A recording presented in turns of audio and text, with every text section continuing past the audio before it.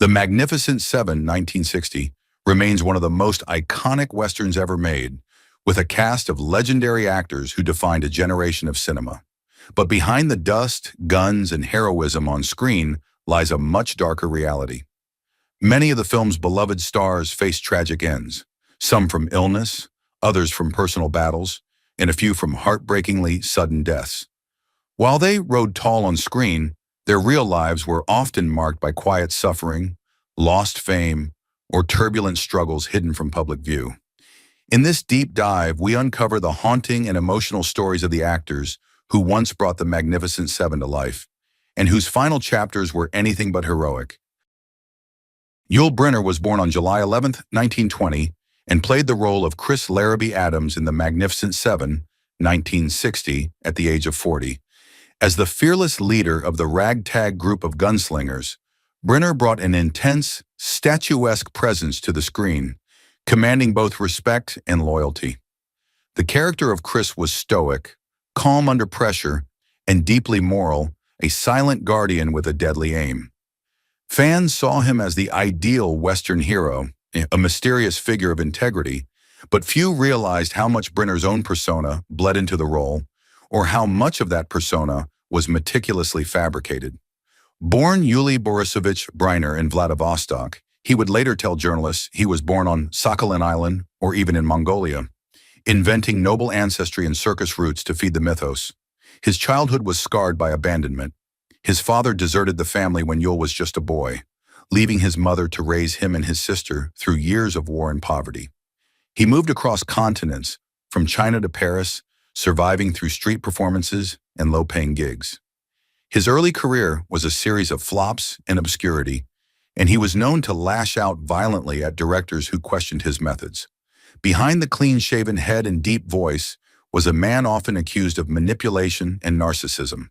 He was difficult on set, often demanding rewrites to spotlight himself, and he had a long-standing feud with co-star Steve McQueen over who got more screen time. Briner's worst career moment came when he attempted to direct and star in Yonkers Joe, a passion project that collapsed in pre-production due to budget overruns and creative chaos, leaving his reputation in shambles. Personally, Briner's life was chaotic. He married 4 times and had numerous extramarital affairs, including one with Marlene Dietrich that ended in scandal. His children described him as emotionally distant and authoritarian.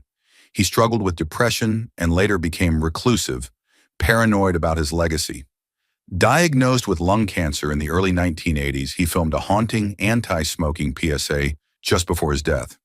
He died on October 10, 1985, in New York City at the age of 65. His estate, reportedly worth $10 million, included Swiss bank accounts, royalties from The King and I, and real estate in France.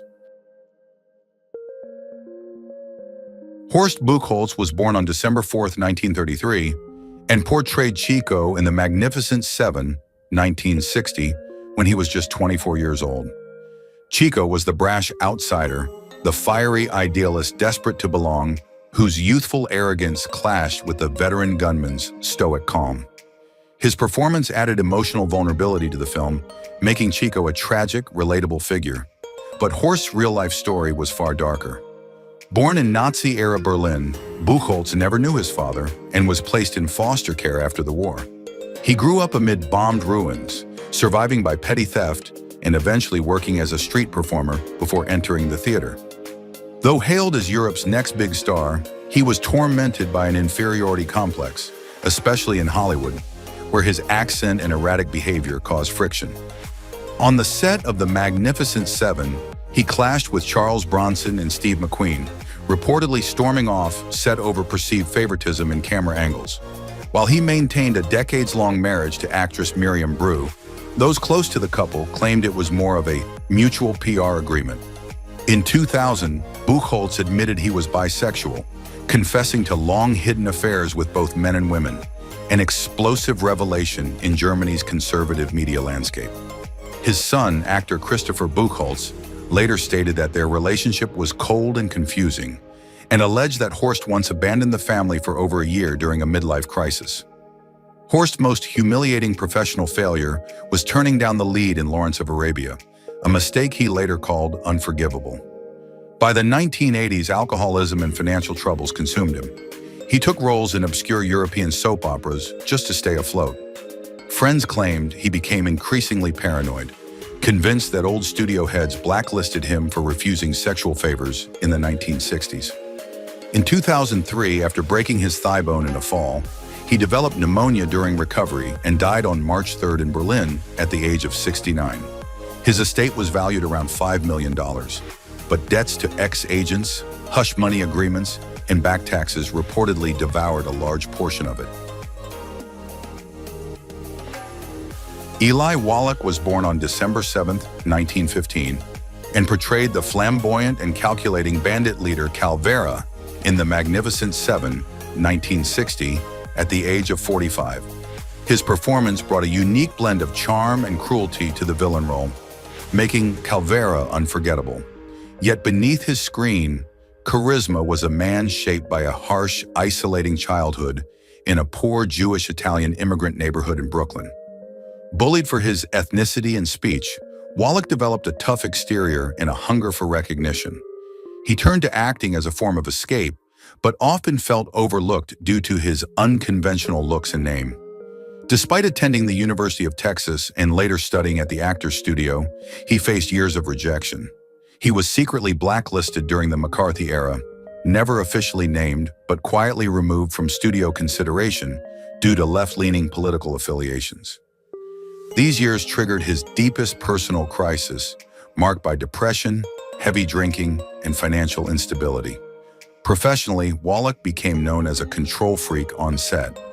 He once held up production for days during How the West Was Won due to a contract dispute, and his obsession with method acting often alienated co-stars, especially during his explosive clashes with Clint Eastwood on the set of The Good, the Bad, and the Ugly. His worst career moment came when he was cut from The Godfather at the last minute, replaced by Lee Strasberg, a betrayal he never emotionally recovered from. Although he maintained a public image of marital devotion, his marriage to Ann Jackson endured several separations and whispered rumors of affairs with younger actresses and co-stars. Their only child, Peter, struggled for years with drug addiction and legal trouble, something Wallak never discussed publicly. Later in life, he suffered partial blindness and hearing loss, but refused to retire, taking on small roles to keep his finances afloat. He died on June 24, 2014, in New York City at the age of 98, reportedly in his sleep. His assets included a Manhattan apartment, modest royalties, and a rare art collection that surprised even his closest friends, bringing his estimated net worth to $6 million. Steve McQueen was born on March 24, 1930, and played Vin Tanner in The Magnificent Seven, 1960, at the age of 30. Vin was the embodiment of cool detachment, a former bounty hunter who used sarcasm like a weapon and loyalty like armor. He stood out for his composed swagger, quiet defiance, and deadly efficiency, captivating audiences with an unpredictable magnetism that made him one of the film's most unforgettable characters. Behind the scenes, however, McQueen was a man molded by trauma and driven by a deep-seated mistrust of authority. Abandoned by both parents and raised by an abusive uncle, he bounced through reform schools and stole cars as a teen. The emotional scars from his childhood fueled an unrelenting drive for control and dominance, on screen and off. His Hollywood ascent was stained by manipulative behavior. He notoriously demanded more close-ups than co-stars and frequently altered scripts to boost his lines. His greatest scandal emerged in the mid-1970s, when he was implicated in a hidden FBI report linking him to parties hosted by a producer under investigation for sexual exploitation of minors. Though never charged, McQueen's name quietly disappeared from several elite circles. His marriage to Natalie Adams was turbulent, defined by infidelities, domestic violence, and jealousy. He once reportedly bugged her phone and physically assaulted a man she was rumored to be seeing. His second marriage to Ally McGraw imploded amid cocaine abuse and public screaming matches. Though he had 2 children, he remained emotionally distant, often prioritizing motorcycles, drugs, and guns over fatherhood. Plagued by mesothelioma, likely from asbestos in racing gear, McQueen turned to unregulated Mexican clinics, undergoing bizarre treatments involving raw liver injections and coffee enemas. He died in Ciudad Juarez on November 7, 1980, from a heart attack post-surgery. He was 50. At the time of his death, his estate was valued at approximately $30 million, including luxury cars, motorcycles, watches, and royalties. Charles Bronson, born Charles Dennis Bukinski on November 3, 1921, took on the role of Bernardo O'Reilly in The Magnificent Seven, 1960, when he was 39 years old. In the film, Bernardo is the rugged yet soft-hearted gunman who bonds with village children, earning deep affection from audiences. His portrayal was magnetic, gruff on the outside but selfless underneath, mirroring Bronson's own persona, a screen-tough guy with emotional barriers built from trauma. Born into a Lithuanian coal miner family in Ehrenfeld, Pennsylvania, Bronson's childhood was one of relentless hardship.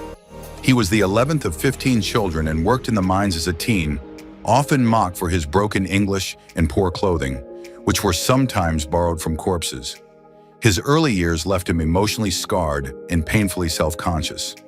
As an actor, Bronson was famously difficult to work with, withdrawn, domineering, and known to manipulate contracts and co-stars.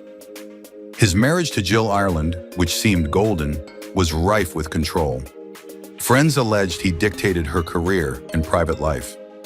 His darkest career moment came in the late 1980s, when his box office appeal collapsed and he was relegated to repetitive, low-budget revenge thrillers.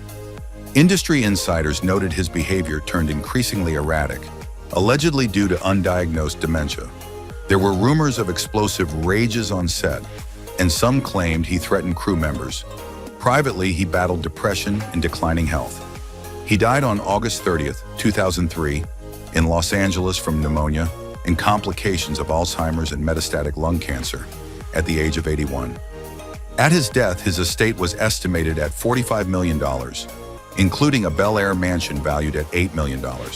His wife, Kim Weeks, whom he married after Ireland's death, received $1.6 million, though sources whispered of a bitter inheritance dispute between her and Bronson's children. Despite his wealth, his legacy dimmed in his final decade, overshadowed by paranoia, emotional distance, and the growing belief that the man behind the myth was far lonelier than he ever let on. James Coburn, born August 31, 1928, portrayed the enigmatic knife slinger Britt in The Magnificent Seven, 1960, at age 32. On screen, Britt was silence incarnate, stoic, surgically efficient, and emotionally unreachable. A role that mesmerized audiences and elevated Coburn's allure as Hollywood's cool assassin. But that steely calm was deceptive. Coburn's childhood in rural Nebraska was marred by a violently alcoholic father and a home devoid of tenderness. He often slept in his car to avoid beatings, and later admitted he developed his famous grin as a weapon to mask terror. Professionally, Coburn weathered decades of backhanded praise, often typecast and dismissed as style over substance. His most public career disgrace came in the late 1970s, when he was blacklisted, unofficially, for allegedly bullying studio executives and assaulting a director on the set of Cross of Iron. He was notorious for terrifying co-stars with erratic mood swings and cocaine-fueled rants. His obsession with Eastern mysticism was less spiritual awakening than psychological escape, and Bruce Lee reportedly distanced himself after Coburn began exploiting their friendship for PR gain. Coburn's first marriage to Beverly Kelly collapsed in scandal after reports of domestic abuse emerged, and his son James Jr. remained estranged until Coburn's death. Despite a career resurgence and an Oscar win in 1998, his final years were plagued by chronic pain and financial confusion. He was allegedly duped into several failed investments in wellness startups. He died on November 18, 2002, from a heart attack at age 74 in Beverly Hills. At the time, his estate was valued at roughly $10 million, but sources suggest much of it was lost in probate battles and hidden debts. The industry mourned him publicly, but privately, many viewed his legacy as brilliant but deeply tarnished. Robert Vaughn was born on November 22, 1932, and played the role of Lee in The Magnificent Seven, 1960, at the age of 28. In the film, Lee was a haunted, refined gunfighter who had lost his nerve, wearing black gloves to mask not only his identity, but also his psychological disintegration.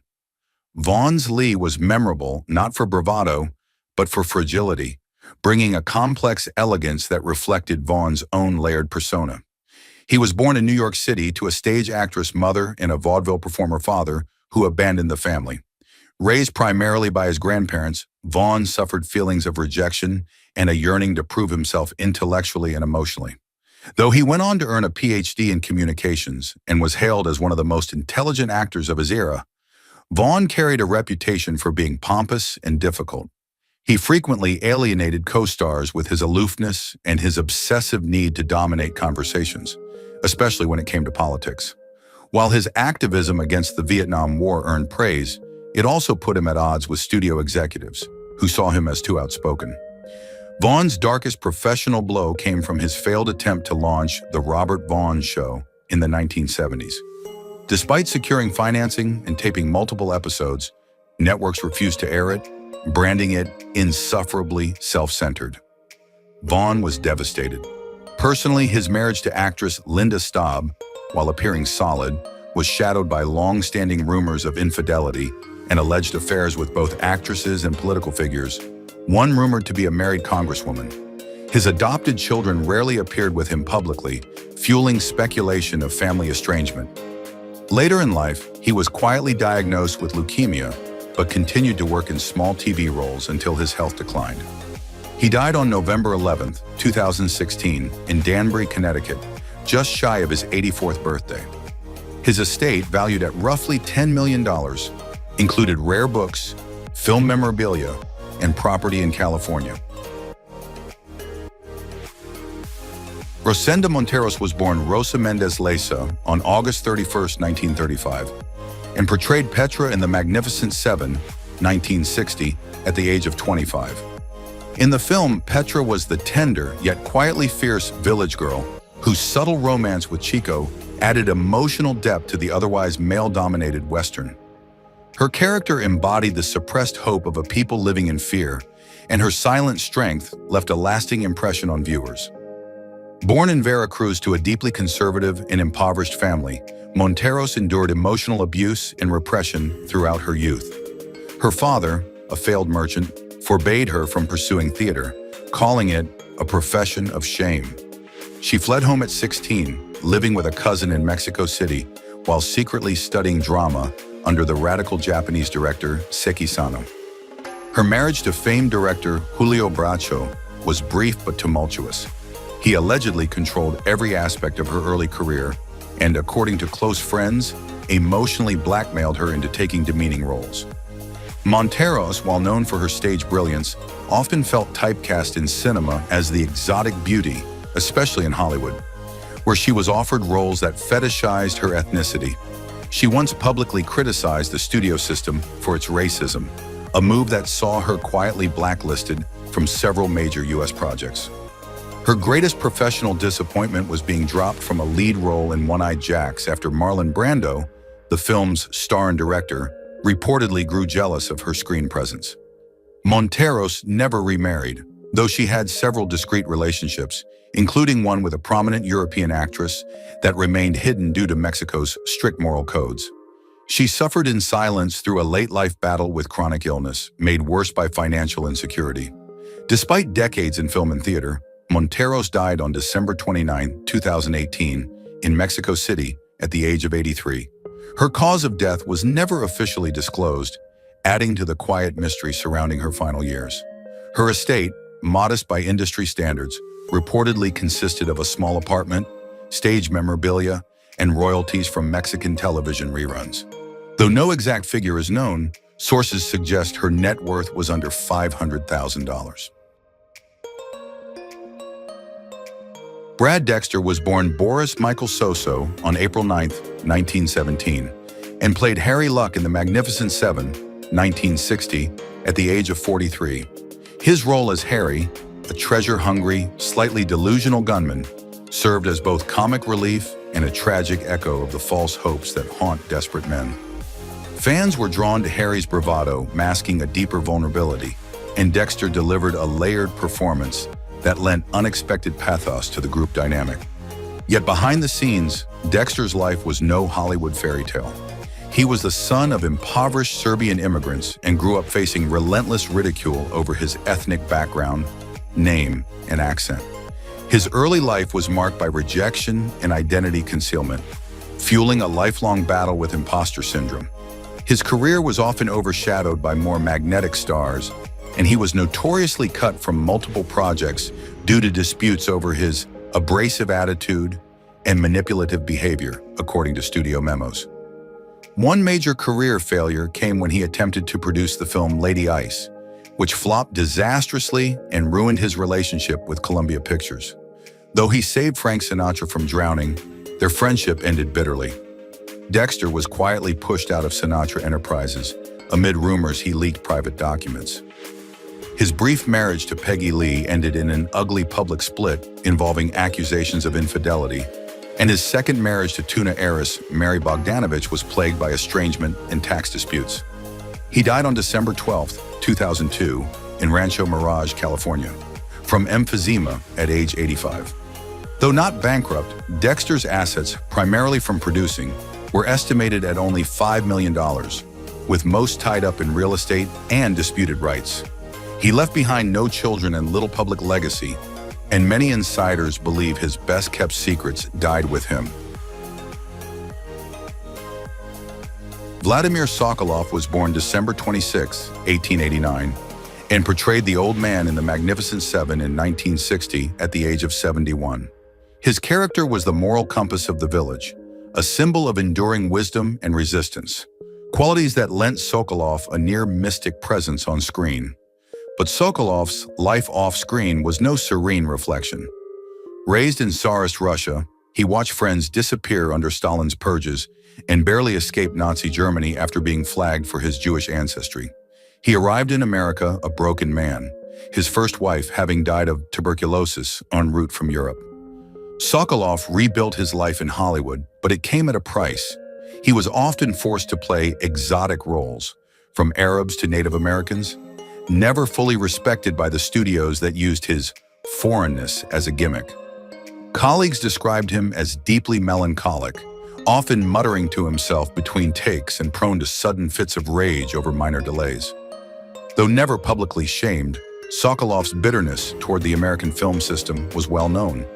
He once refused to attend a rap party and burned his own costume in protest of a last-minute script change. He drank alone, frequented seedy jazz bars in downtown LA, and had few friends by the 1950s. After his wife's death in 1948, he withdrew from social circles almost entirely, spending days obsessively reading Tolstoy and Dostoevsky in his West Hollywood apartment. He died of a stroke on February 15, 1962, at the age of 72, alone, with a single caretaker present. His estate consisted of a rent-controlled one-bedroom apartment, a grand piano he never played after 1951, and $2,300 in savings. Though his financial worth was negligible, his performances, numbering over 100, remained priceless to cinephiles. Sokolov's life was a quiet rebellion against typecasting and exile, veiled in sorrow and cloaked in genius. Jorge Martinez de Hoyos was born on September 25, 1920, and played Hilario in The Magnificent Seven in 1960 at the age of 40. As Hilario, he embodied the soul of a repressed people, dignified, hesitant, yet brave, a man whose desperation slowly awakened into courage. Audiences connected with his raw humanity, a quiet peasant who symbolized collective strength. Yet behind that portrayal was a stormier reality. Born into post-revolutionary Mexico, Jorge endured a fractured upbringing marred by political unrest and economic hardship. His father abandoned the family when he was still a child, leaving his mother to scrape by in poverty. Humiliation was a constant. He was mocked for his accent, his slight build, and his dreams of acting, which were considered delusional for a poor boy from Mexico City. While he would eventually become an icon in Mexican cinema, his career in the U.S. was riddled with challenges. His thick accent limited his roles, and he was often cast in stereotypical parts, something he quietly resented. Though hailed as intellectual and well-read, Martinez de Hoyos was difficult to work with on set, infamously argumentative with American directors whom he accused of cultural insensitivity. The darkest mark came in the 1970s when he was briefly blacklisted in Mexico for voicing political dissent during a volatile regime, causing him to lose leading roles. Despite a long marriage to actress Alicia Caro, rumors of extramarital affairs with younger co-stars trailed him throughout the 80s, never confirmed but whispered persistently in film circles. In later years, he battled depression following the death of his son in a car crash, a tragedy he never publicly addressed. He died of lung cancer on May 6, 1997, at age 76 in Mexico City. At the time of his death, he left behind a modest estate, including a villa in Cuernavaca, a library of over 5,000 rare books, and partial ownership of a Mexican film cooperative. His net worth was estimated at approximately $600,000. Respectable, but nowhere near the recognition he deserved. Robert J. Wilk was born on May 18, 1914, and portrayed Wallace, the overbearing railroad bully, in The Magnificent Seven, 1960, when he was 46. Wallace's sneering cruelty and arrogance lasted just long enough to be satisfyingly ended by a bullet from James Coburn's knife-throwing Brit. Wilk specialized in such roles: the growling outlaw, the corrupt sheriff, the heavy. But behind the facade of villainy lay a man far more complex. Wilk began as a stuntman, breaking bones and risking his life for others' fame, yet never fully escaping the typecast mold.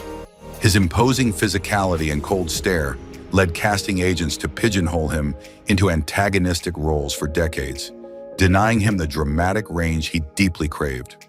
Known for his obsessive competitiveness, Wilkie poured himself into amateur golf, winning multiple celebrity tournaments and even beating pros. However, his golf addiction bordered on compulsive. Several directors complained he would abandon filming days to play, once causing a 2-day production halt on the far country. Despite maintaining a public image of quiet professionalism, there were whispers of temper outbursts, a gambling addiction, and at least one incident of barroom violence swept under the rug by MGM. His marriage was childless and strained. Rumors swirled of multiple affairs with younger actresses, including one who attempted suicide in the late 1950s and allegedly named Wilkie in her hospital admission. Wilkie rarely discussed his personal life and avoided Hollywood social events, retreating instead to his modest home in the Hollywood Hills. He died from cancer on March 28, 1989, in Los Angeles at age 74. His financial records were never made public, but colleagues speculated he earned more from golf endorsements and club appearances than acting, with a net worth estimated around $1 million at the time of his death. In death, Wilkie remains a symbol of the unsung journeyman actor, crucial to the Western genre, yet forever in the shadows of the stars he helped elevate. John A. Alonzo was born on June 12, 1934, and appeared as Miguel in The Magnificent Seven, 1960, at the age of 26. Miguel was a soft-spoken, earnest villager, a man desperate for help, yet unwilling to abandon his dignity.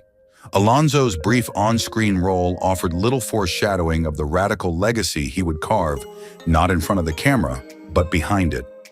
Raised in the segregated South, Alonzo faced systemic racism early, with casting directors often pressuring him to look more Mexican or change his name entirely. Disillusioned with acting, he pivoted to cinematography, where he revolutionized Hollywood's visual language. As director of photography for Chinatown, Scarface, and Sounder, Alonzo became the first Mexican-American inducted into the American Society of Cinematographers. But success came at a high personal cost. Those close to him spoke of grueling, self-imposed perfectionism and deep anxiety over being the token Latino. His transition from acting to cinematography was not welcomed by many. Several DPs reportedly sabotaged early work reels to prevent him from being hired. Privately, he struggled with alcoholism during the late 1970s, which he never acknowledged publicly. His marriage collapsed in the 1980s due to infidelity, and his only daughter reportedly cut ties with him for over a decade. Alonzo also battled severe health problems for much of his later life, including autoimmune complications and depression, which he masked with work. He died on March 13, 2001, in Brentwood, California, after a long illness at the age of 66. His estate value remains undisclosed, but his cinematography equipment alone was said to be worth over $500,000. He left behind a legacy of innovation, but also a string of unfulfilled personal relationships and quiet heartbreak that few in Hollywood ever saw. Thank you for watching as we reflected on the lives and legacies of the actors from the Magnificent Seven who are no longer with us. Their humor, charm, and unforgettable performances brought joy to millions and helped shape the show into a classic. While their journeys ended far too soon, their impact lives on through every scene, every laugh, and every memory they've left behind. As we honor their lives, we're reminded of how deeply television can touch our hearts. Join us next time as we look back at more stars who left us too soon, but whose stories continue to shine.